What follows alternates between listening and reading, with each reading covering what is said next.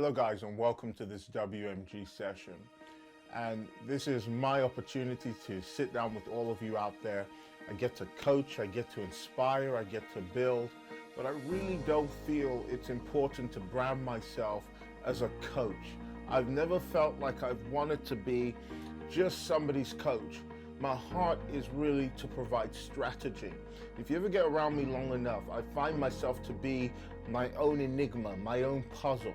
And I'm constantly trying to find ways to solve and improve on myself, not listening to everybody out there's textbook or book definition of how we should think or progress or move forward. But I actually spend a lot of time by myself studying. Yes, I read books, but I study me. And I find that if you want to be successful, you've got to have what I call a u-ology. That means, look, you got to know about you as well as all the books that are out there. It's great that there are key tips out there for being successful, but if you don't know how you work and you function, well, guess what? You're not going to be able to be successful. Now, I've tagged this particular talk thinking negatively. This is something that you don't often associate with leaders. We're all taught out there to think positively. We're all taught out there to have this mentality that says, you know, there are no problems, there are no problems, there are no problems. And if you say that 1,000 times, apparently your life is meant to be lived without problems. But the truth is, I find that people are not achieving success because they're not thinking positively enough. I think actually we live in a culture inundated with positive thinking. The myth and the lie is that if we keep on thinking positively, that somehow things are going to get really good for us. But when I grew up in my house in Essex, one day I went to my dad, and my dad's like a sensei. I said to my dad, look, Dad, I want to have a pet dog. My dad said, you're not going to have a dog because we don't want to take care of it. But what you will get, you'll get a hamster. We'll get you a hamster for your birthday. I said, okay, good deal, a hamster. I had a friend in school whose hamster had just given birth. So my dad said, well, we'll sort out this hamster.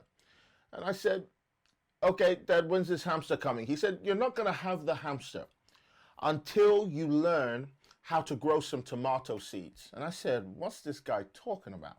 Tomato seeds. So my dad goes ahead to the store, buys us some tomato seeds. I bring my tomato seeds, me and my twin brother, we got our tomato seeds. And what I do, I dig a hole in the ground, because that's what you read on Jack and the Beanstalk. Did a hole in the ground, put the thing in the ground, and I'm waiting for days for it to grow. Not knowing my brother's behind closed doors, he's got books. My brother's reading exactly what it takes to make this tree grow. Now I promise I'm going somewhere. My brother's looking at what it takes to make this thing grow. He's looking at the strategy. He's looking at what you need in order to produce fruit. And so my brother goes ahead, and I notice his tree is next to mine, but his is growing. I can see a little stem, at least, and mine, nothing. I just figured mine's just going to take a long time. Actually, it didn't grow at all. And then I said to my brother, look, what are you doing right that I'm not getting right? And my brother said, Toby, first of all, you don't have the right soil. He said, you don't have the right environment, or here it is, you don't have the right culture. You don't have the right culture. Look, I had the seed. I had the potential. I had the positivity. I had the ability to produce something here, but nothing was going to grow without the right culture. What is culture? Culture is the environment that something needs to survive. Now, if you take mangoes and try and grow mangoes here in England, they're probably not going to grow. You grow them in Bahamas, you're probably going to see something better. Here we grow potatoes and tomatoes, I think we can grow here. But I've never seen banana trees, and maybe someone will surprise me, or mango trees, unless you do it some artificial way. I don't think our culture, our environment provides the necessary environment for this kind of seed to even grow or even produce. So I said, okay, fine. Then he said,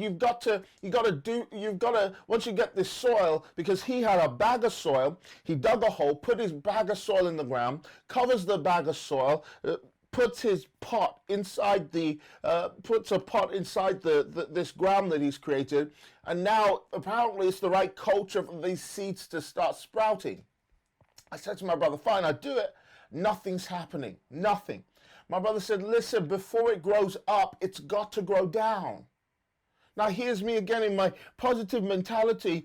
Something's going to happen. I'm watering the seed every day. Nothing's happening because I fail to think about what needs to happen for things to happen.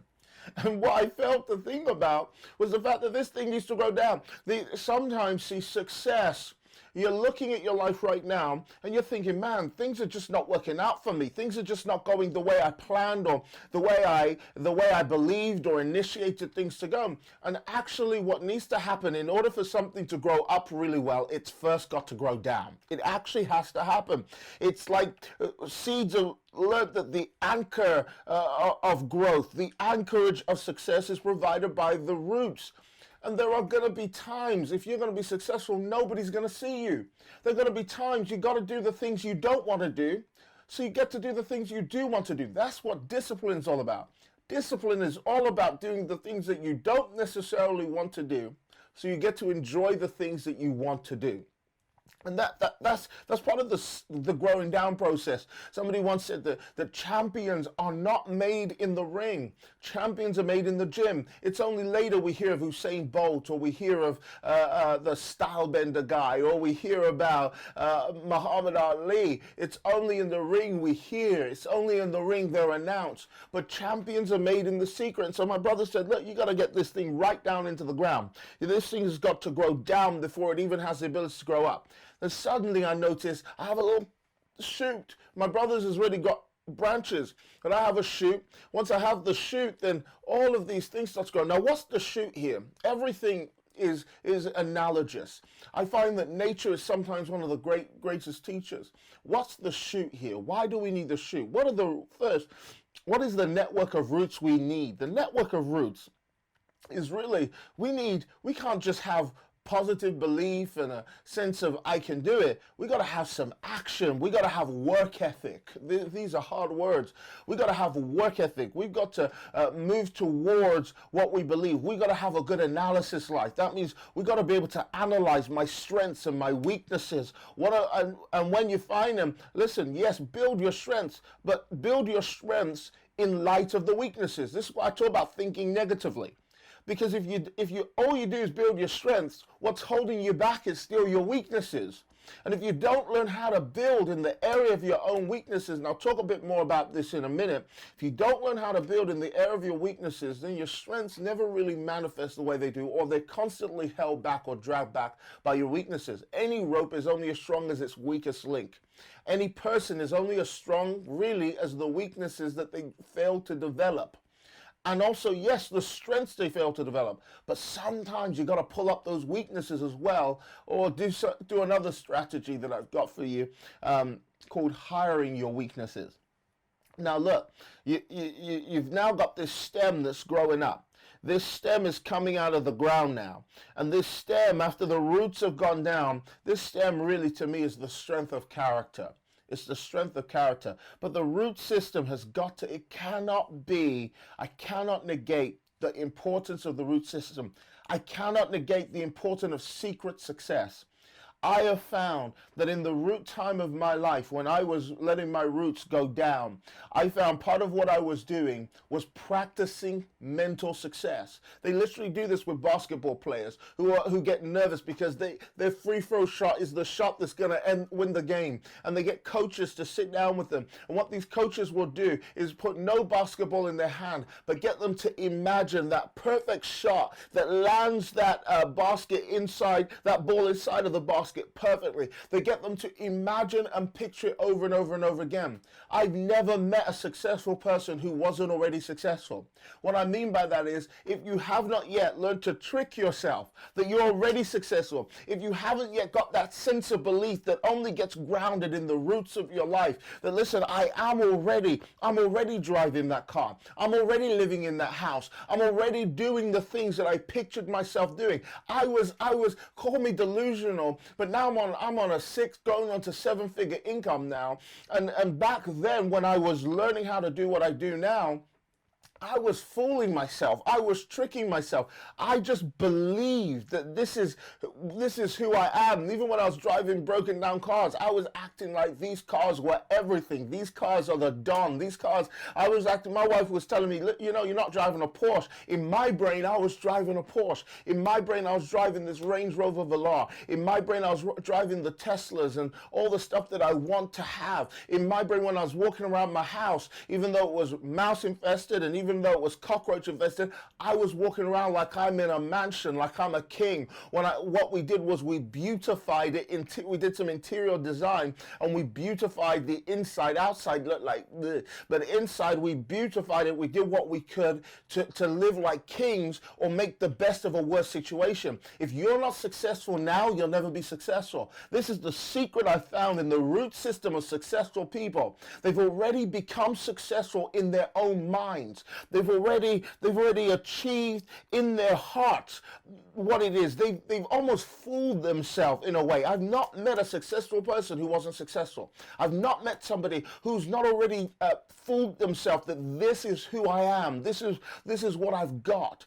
And then I find in that root system, what the difference between the root and the shoot, or the shoot period of your life, is actually the difference between that belief materializing in actions, in steps. If every single day, even if you can't do massive action, if every single day you dedicated yourself and you said, you know what, I'm going to do something that pushes me or gets me closer to the goal that I want to achieve. If every single day you start thinking like that, I'm going to do something, I'm going to learn something today, I'm going to build myself today, I'm going to develop myself today. This is what other people start to see as shoots, but it's root work. A root work is what you read, who you know, who you connect with. This is all root work. It's the time I spend when nobody's looking with my library over here and I'm going through Think and Grow Rich. I'm going through How to Win Friends and Influence People. I'm going through The Secrets of Highly Effective People, and I'm not reading it once. I'm reading it till it becomes me. I'm not impressed with people who read 100 books.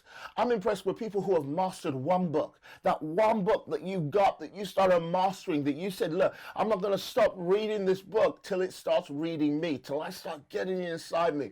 And that's what you've got to be in order to be successful. You got to have that grit.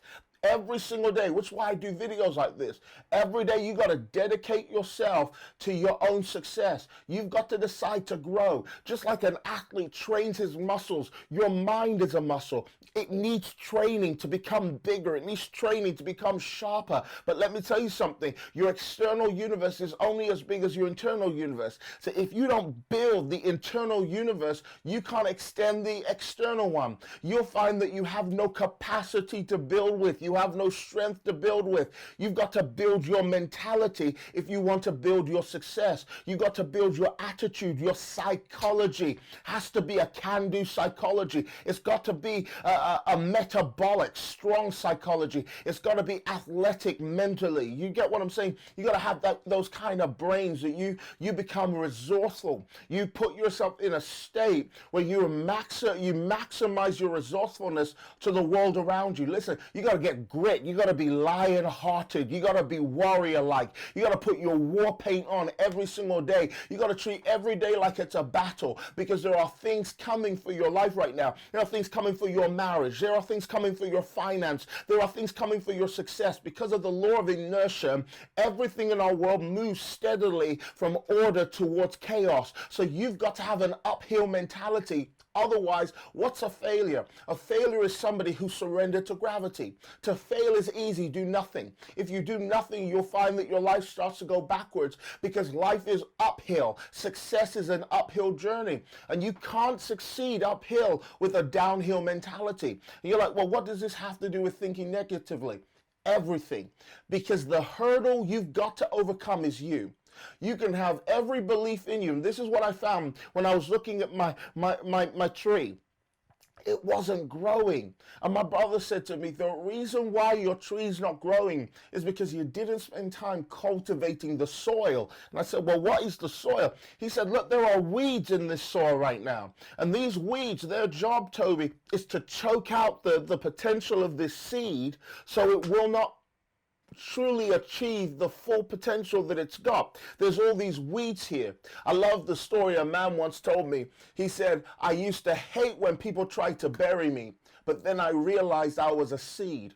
You are a seed right now. And sometimes you might be undermining your own self because you fail to see the oak tree in the acorn. You fail to see the bigness of who you can be in the smallness of what you look like right now. But if you don't think negatively, that means if you don't start thinking about the weeds that are surrounding you at this moment, the things in your life that are coming to choke out your own success. Some of your weeds are friendships that just keep telling you why you can't do it, why you can't achieve it. Some of your weeds are your own religious mentalities and ideologies that you've put yourselves in wrong context. You've got things right now militating against your own success. You're at civil war within yourself. Your own heart is attacking you because you want to move forward, but something's attacking you and pushing you backwards. Those are your weeds. Your weeds are your limiting beliefs. Your weeds ultimately is the story you're telling yourself. Your weeds are fear. And the powerful thing about fear is skillfully weaved around truth. That means fear is so fearful. It's a lie, but it's a lie that is skillfully weaved around truth. And now you're caught in the web of fear because it's laced with some kind of truth. There may be something about you that's lazy. There may be something about you that procrastinates. And now you're believing in another version of yourself because there's a story that you've told yourself.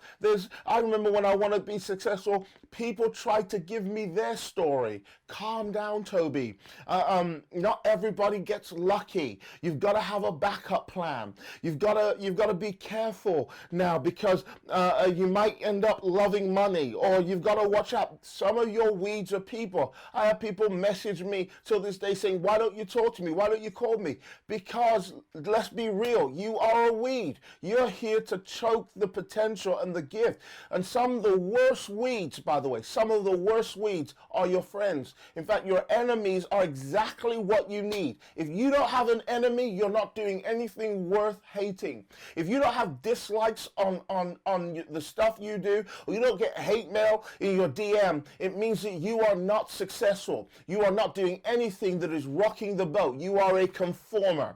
And to be a conformer, it's really easy. Just live in the fear system that everybody's in right now. Just be afraid. Just be very afraid. And this is what I want to deal with. In the next session, I'm going to deal with like the fruits and how to be more fruitful. But I want to deal with this weed stage. And I want to deal with the character, the stem level. But here I want to deal with this weed phase of your life, this operating around your roots. Your roots are the way you think, by the way. Your roots are the systems of thoughts. And maybe you have the most positive way of thinking, but you're wondering, well, I got positive thinking.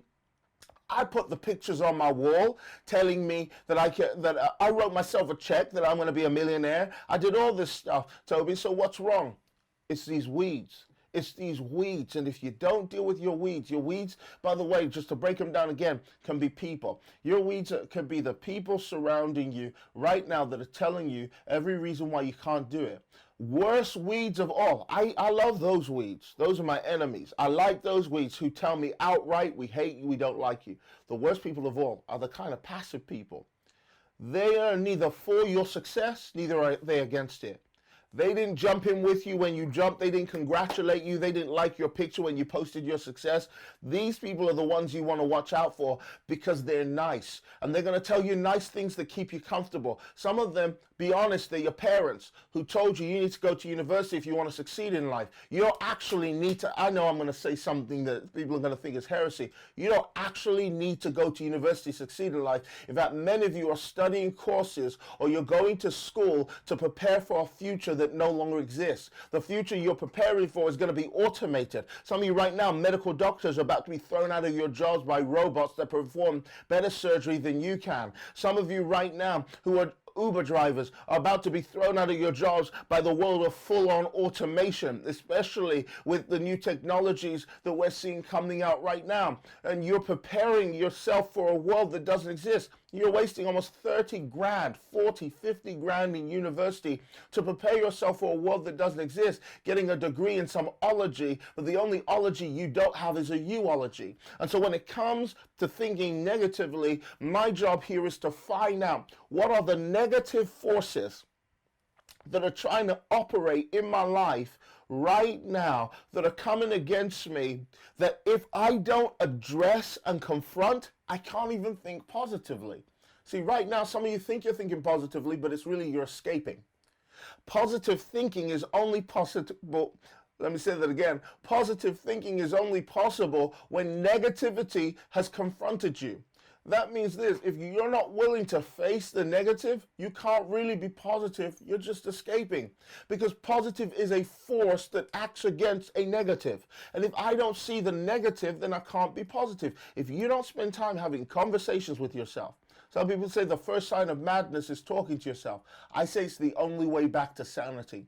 If you don't sit down having some conversations with yourself about why it is that you're not successful. What are the things right now? It could be stones in your soil at this moment. These are hard-hearted people. These are hard people who don't want to progress. You might yourself be a stony-hearted person. You're just stubborn in your ways. You're not teachable. You're not coachable. You're not moldable. Then you're not even the right kind of ground that success can be produced in. Success needs a culture. And if you're stony, that means also stony people are heavily disappointed. Stony people haven't got over the hurts in their life. Stony people put rocks in front of stuff so they don't ever get hurt. They build up walls and barriers and they've already determined they may join an opportunity or try to succeed, but because they're so set in their hurts, they can't really move forward. And so maybe, just maybe, the reason why the seed of success is not working in your life is the condition of your own heart. The soil of your heart is stony right now. Maybe for some of you, it's like weeds coming up, thorns and stuff coming up. And let me tell you, they're choking that ability. And for some of you, especially in the business world, just the greed for money is choking your ability to succeed. You've got to have a desire for wealth. Yes, you got to have a desire to see wealth come into your life. But if you have a greedy desire, that means it's an obsessive desire. That means it's a fear-based desire for more money. If I have a desire for money that's based in something that's healthy, it's not greedy at all to want more money, because money is a great tool.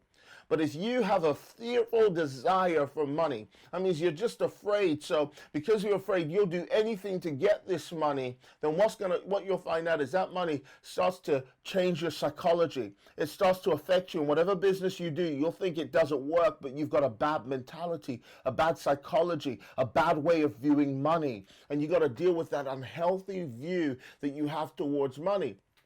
Then you got people who just don't care.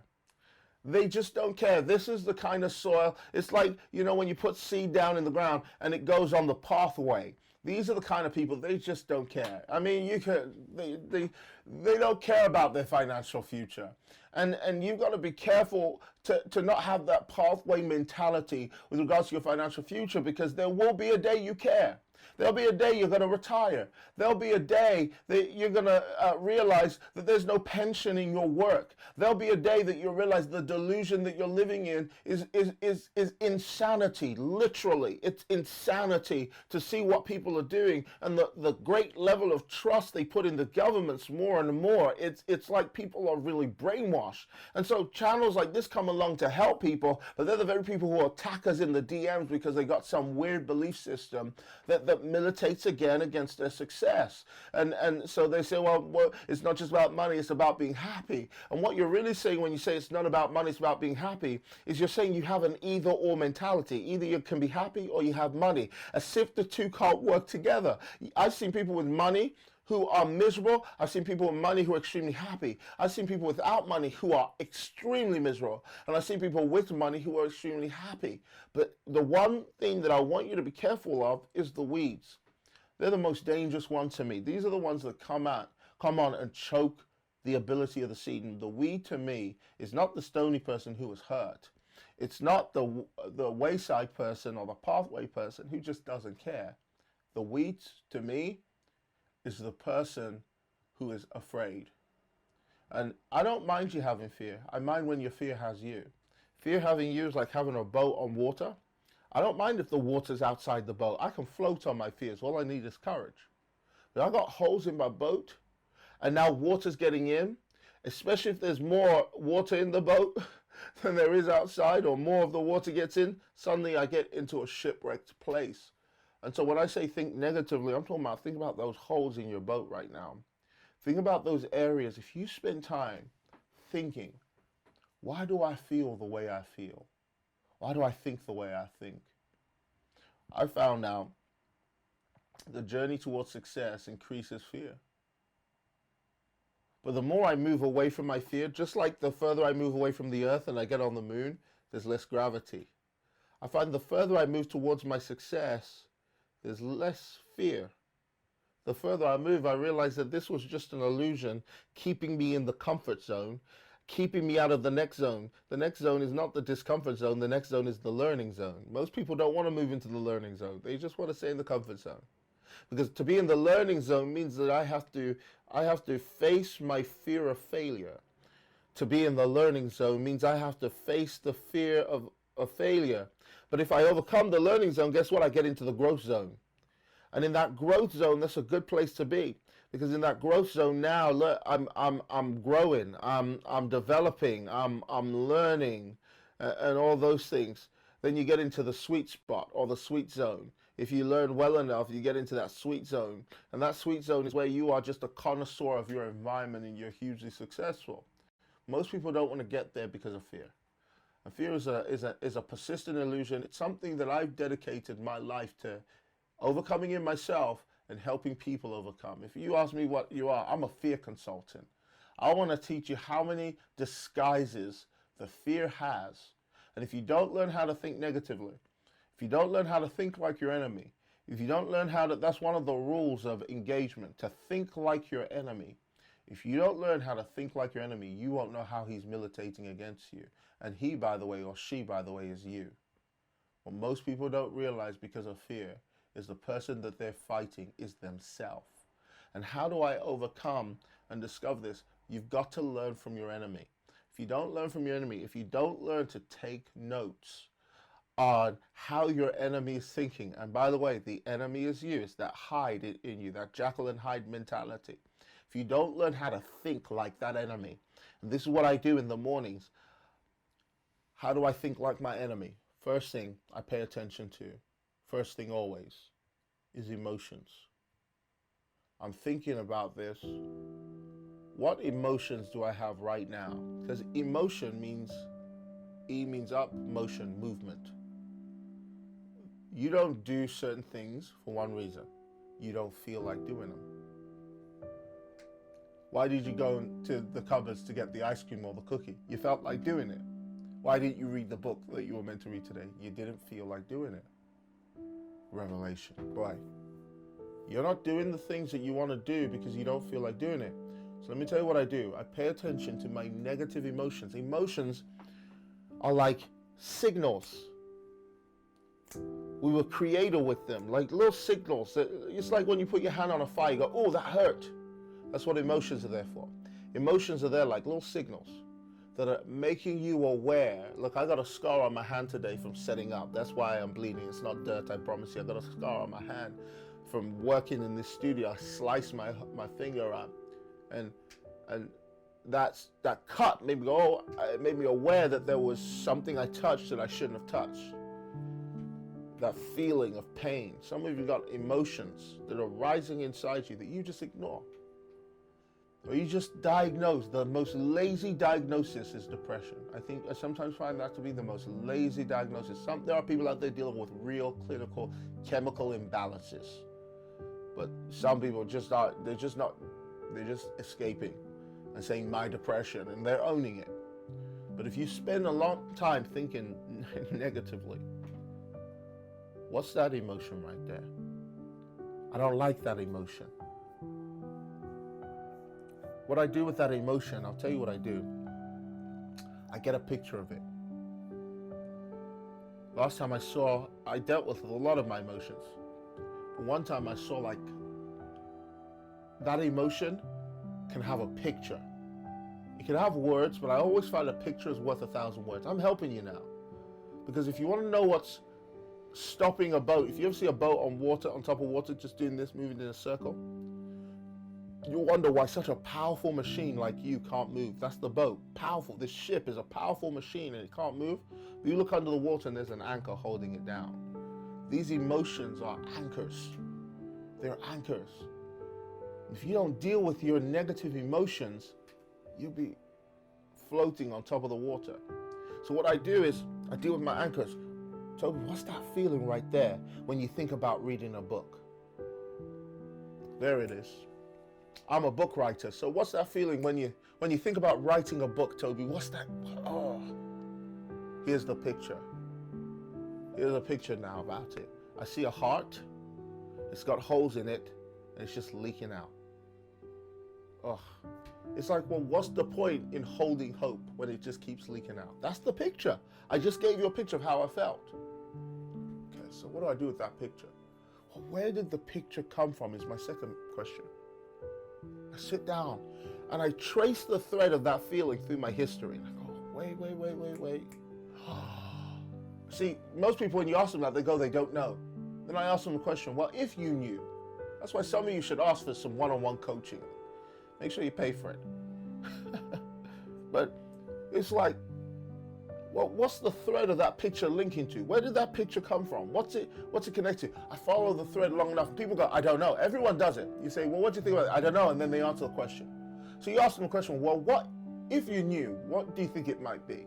That's the path of discovery. That's what discovery is all about. So I'll write down what I think it might be. And actually, I realized my book writing issue. I saw a woman, Miss Appleton. Miss Appleton was my teacher at school.